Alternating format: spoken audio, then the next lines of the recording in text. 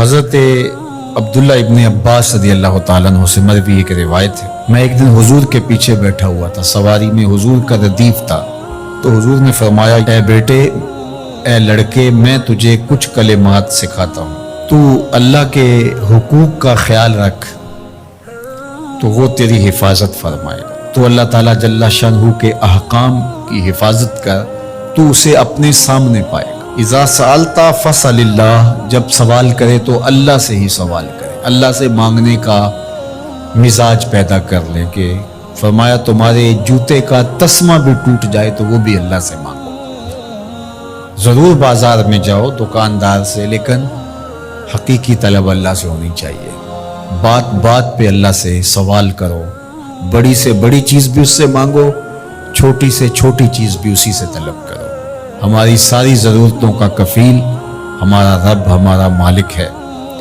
تو دوسری نصیحت یہ کی کہ جب تو استعانت طلب کرے، مدد طلب کرے، تو اللہ سے ہی استعانت طلب کرے۔ وعلم، اور جان کہ اگر ساری امت، سارے لوگ، پوری قوم جمع ہو کے تمہیں فائدہ پہنچانے کی کوشش میں لگ جائیں تو تمہیں وہی فائدہ پہنچا سکتے ہیں جو تیرے لیے تیرے رب نے لکھا ہے۔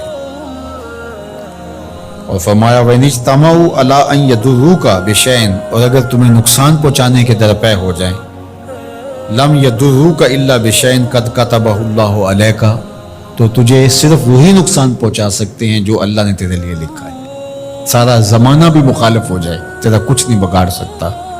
ہاں، تیرے مقدر میں اگر کوئی چیز، کوئی بگاڑ لکھا ہے تو وہ ہوگا، اس کا ذریعہ وہ بن جائیں گے۔ تو اس لیے پھر اسی سے مانگو، اسی سے طلب کرو۔ رفعت الاقلام وجفت الصحف، جو لکھنا تھا اللہ نے لکھ دیا، لکھنے کے بعد قلم اٹھا لیا گیا، اور جن صحیفوں پہ لکھا تھا وہ خشک ہو گئے۔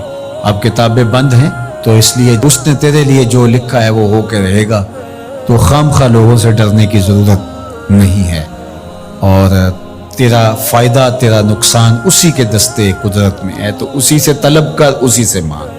اور فرمایا تو اللہ تعالیٰ جل شانہ کو رخاء میں، خوشحالی میں یاد کر، یعرف کا فی الشدہ، وہ تجھے مشکل میں پہچانے گا۔ یعنی جو شخص خوشحالی کے دور میں اس کے پاس دولت ہے، صحت ہے، تو اللہ تعالیٰ کو فراموش نہیں کرتا، اللہ اس کی بدحالی کے زمانے میں اس کو فراموش نہیں کرتا۔ وعلم، اور جان، ان النصر مع الصبر، کہ جو مدد ہے وہ صبر کے ساتھ آتی ہے۔ وان الفرج مع الکرب، اور کشادگی جو ہے وہ مشکل کے ساتھ آتی ہے۔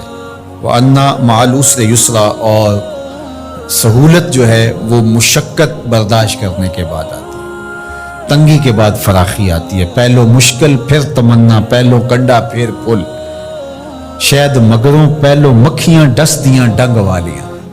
تو یہ سب ہوتا ہے، مشکلات، تکلیفیں، آلام، مصائب، ان سب سے گزر کر کے آسانیاں آتی ہیں۔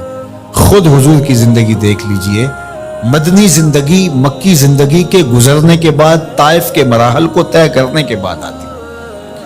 تو ہم ڈائریکٹ اگر چاہیں مکی زندگی کو اختیار کیے بغیر اور طائف کی مشکلات اور سنگلاخ راستوں سے گزرے بغیر مدنی برکتیں حاصل کرنا، تو وہ نہیں پا سکتے۔ تو یہ اللہ تعالیٰ نے ایک نظام رکھا ہوا ہے۔